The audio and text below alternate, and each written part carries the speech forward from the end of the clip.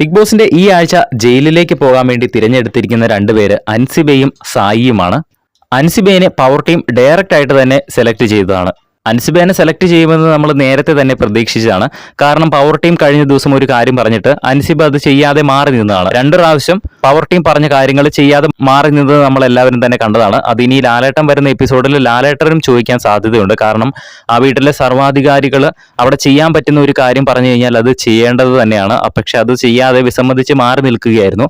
ആ ഒരു കാരണത്താൽ അൻസിബേനെ പവർ ടീം ഡയറക്റ്റ് ആയിട്ട് തന്നെ ജയിലിലേക്ക് നോമിനേറ്റ് ചെയ്തു. പിന്നെ രണ്ടാമത് സായിനെയാണ് നോമിനേറ്റ് ചെയ്തത്. സായിനെ 8 പേരാണ് നോമിനേറ്റ് ചെയ്തിരിക്കുന്നത്.